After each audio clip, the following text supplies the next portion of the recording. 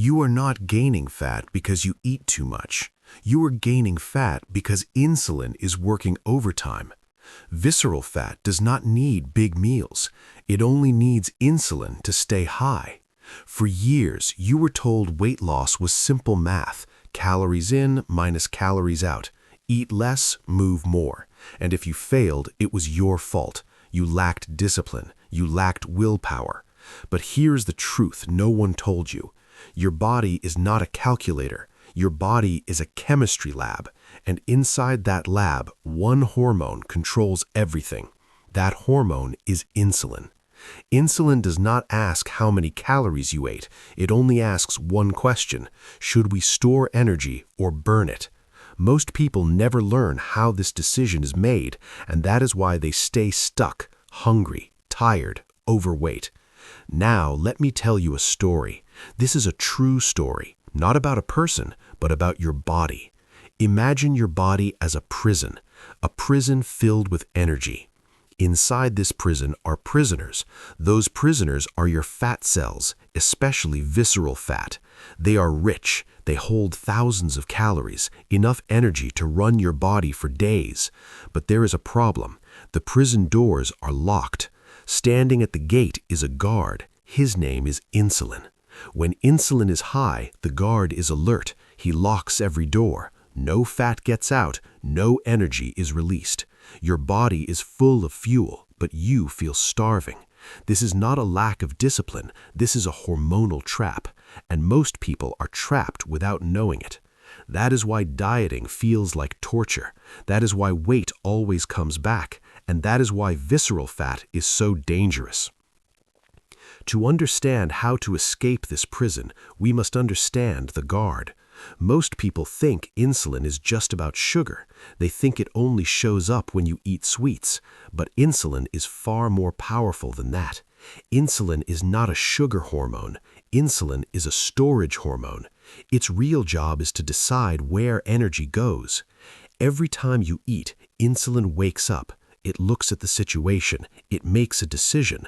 Should this energy be burned now, or should it be locked away for later? When insulin is low, the prison doors open, fat can leave, energy can flow, your body feels light, clear-headed, stable. But when insulin stays high, the guard never leaves his post, the doors stay locked, even when you stop eating, even when you are hungry. This is why people say, "I barely eat, but I cannot lose weight." They are telling the truth. Their problem is not calories, their problem is insulin. Now, here is the cruel joke. The more insulin stays high, the hungrier you feel. Your brain senses energy starvation, even though your body is full of fat. So your brain sends one message: eat more. This is not addiction. This is survival biology. Your body is trying to save you, but it is trapped in the wrong signal. And visceral fat loves this situation. Visceral fat is not passive. It is biologically active. It releases inflammatory signals. It worsens insulin resistance, which keeps insulin even higher. It's a vicious cycle, a locked prison feeding itself. This is why visceral fat is so dangerous, not because of how it looks, but because of how it behaves. Now let us expose the real mistake that almost everyone makes.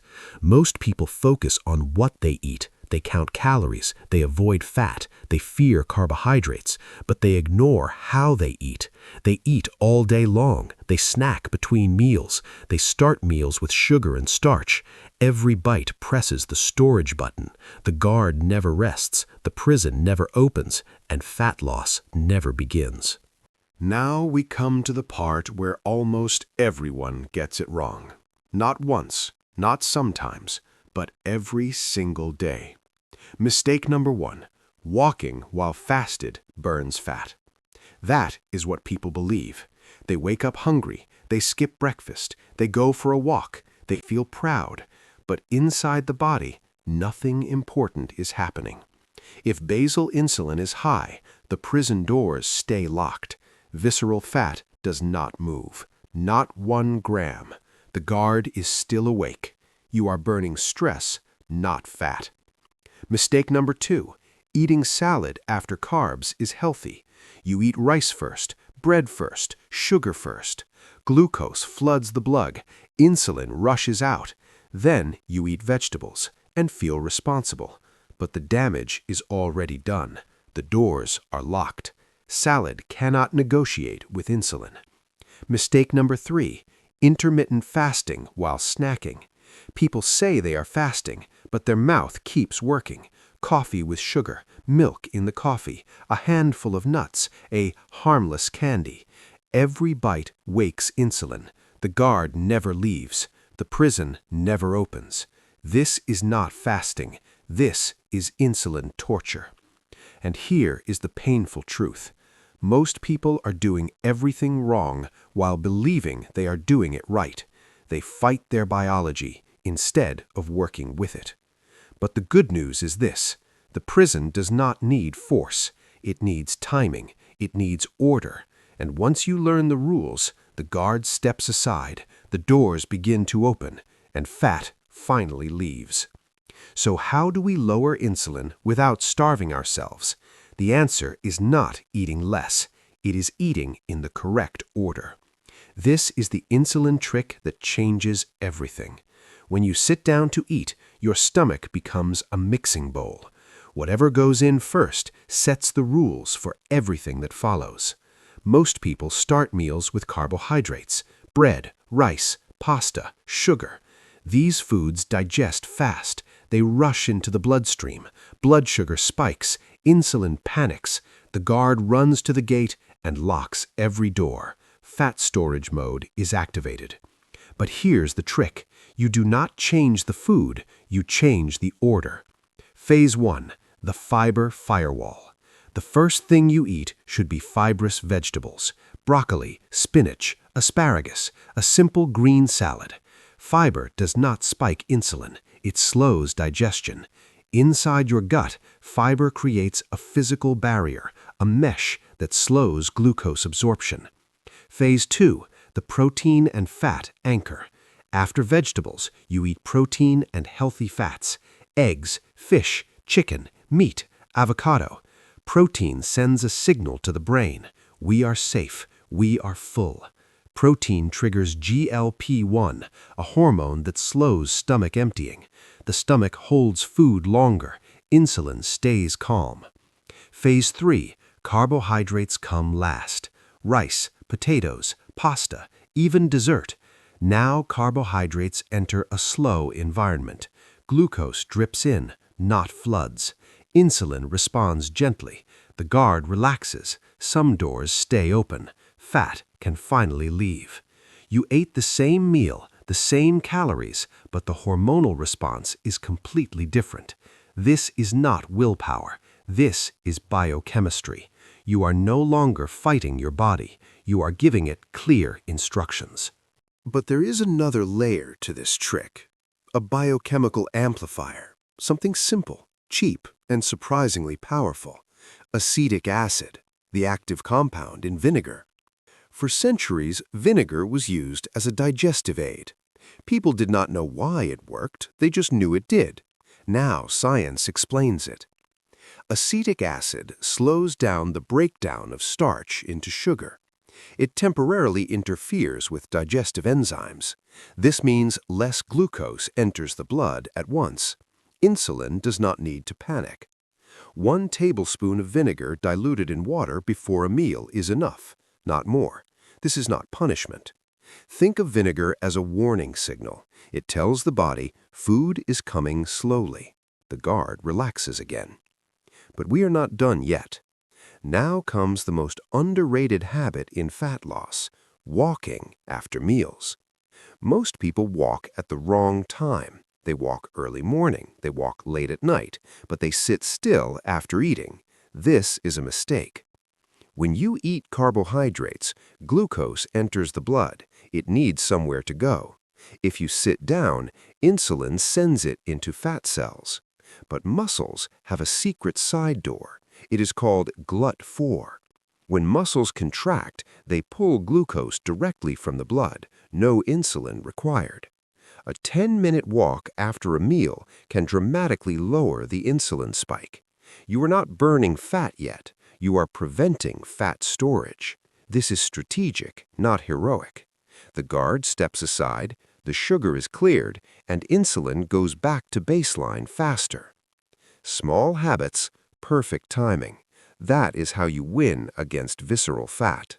So far, we have talked about insulin spikes, the spikes after meals.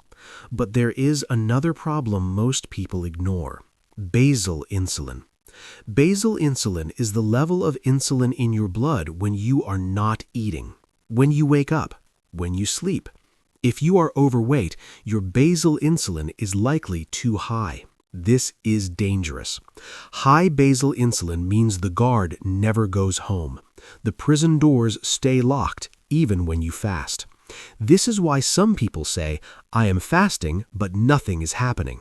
They are not lying. They are stuck with high basal insulin. Now here is the key insight. Fat loss does not happen when insulin is low once. It happens when insulin stays low long enough. The guard must leave his post. Only then do the doors open. This is where intermittent fasting can help, but most people do it wrong. They think fasting means skipping breakfast. But fasting is not about the clock. It is about gut rest. Every time you eat, even a little, you activate digestion, and digestion means insulin. Snacking breaks fasting. Cream in coffee breaks fasting. Sweet drinks break fasting. You think you are fasting. Your body disagrees. To lower basal insulin, you must create true insulin-free windows. This means clear meals, no grazing, no constant tasting. Time-restricted eating is a tool. An 8-hour window is enough for most people, but the real power comes from combining fasting with sequencing. Fewer insulin spikes, lower spikes. The guard finally gets tired. He sits down. He relaxes, and for the first time, your body can access its own energy. This is not starvation. This is regulation. This is how visceral fat actually begins to disappear. Now we arrive at the hidden reasons visceral fat survives even disciplined people. These are not motivation problems. These are biological timing errors. And timing decides everything when insulin is involved. Mistake number 1, moving at the wrong moment. Most people walk when insulin is already low. Early morning, late night, empty stomach. It feels productive, but metabolically it changes very little because fat storage happens after meals, not before them. Insulin does not spike when you are fasted, so movement at that time cannot prevent storage. The critical window is right after eating. That is when glucose floods the blood. That is when insulin decides where energy goes. If you sit still then, fat cells win. If you move then, muscles steal the glucose. Same effort, completely different outcome. Mistake number 2, fiber at the wrong position. Many people eat vegetables, but they eat them last, after rice, after bread, after dessert. At that point, fiber is useless for insulin control. The spike already happened. The guard already locked the doors. Fiber is not magic. It only works if it goes first, before carbs, before sugar. Eating salad after carbs is metabolic decoration. It looks healthy, but it changes nothing. Mistake number 3, fasting without silence. People say they fast, but their insulin never rests. A handful of nuts, a bite of fruit, a sweetened coffee. Each one feels harmless, but insulin responds to all of them. There is no such thing as a small insulin signal. Every signal wakes the guard, and every wake-up delays fat release. Without long insulin-free windows, visceral fat stays locked. These mistakes are subtle. That is why smart people still struggle. Fix the timing, not the food, not the calories, and suddenly the same lifestyle starts working. This is not discipline. This is precision. Now let's connect everything into one clear picture. Because visceral fat is not stubborn by nature, it is obedient to insulin, always. Think of visceral fat as a warehouse of emergency energy. It was designed to save your life, not to ruin your health. But the warehouse only opens when the guard leaves, and the guard only leaves when insulin stays low long enough. This is why doing everything right still fails for many people. They eat clean, they count calories, they exercise regularly, but they never control the signal. Insulin keeps whispering all day long, so the guard never truly rests. When insulin is low for minutes, nothing changes. When insulin is low for hours, fat loosens. When insulin is low consistently, fat leaves. This is the difference between effort and outcome. That is why sequencing matters. That is why walking after meals matters. That is why true fasting matters. They all do one thing. They extend insulin's silence. When insulin is silent, hunger changes, cravings disappear, energy becomes stable, and fat loss stops feeling like a fight. This is why visceral fat drops first when insulin is fixed, because it is the most sensitive. It responds immediately to hormonal permission. You are not forcing fat to burn, you are allowing it to leave. Weight loss was never about eating less. It was about signaling correctly. And once the signal is right, your body does the rest. So here is the truth, stripped of noise. Your body was never broken. It was misinformed. Visceral fat is not your enemy. It is a locked emergency system. And insulin holds the key. Every meal is a message. Every bite is an instruction, and insulin is the interpreter. You do not lose fat by fighting harder. You lose fat by sending clearer signals. Not punishment, not obsession, precision. Eat in the right order, move at the right time, rest your gut long enough, and insulin will step aside. When the guard steps aside, the doors open, energy flows, visceral fat leaves quietly. No drama, no suffering, no heroics. This is why some people look like they eat more and lose fat. They are not lucky, they are aligned. So stop blaming calories, stop blaming willpower, stop blaming yourself.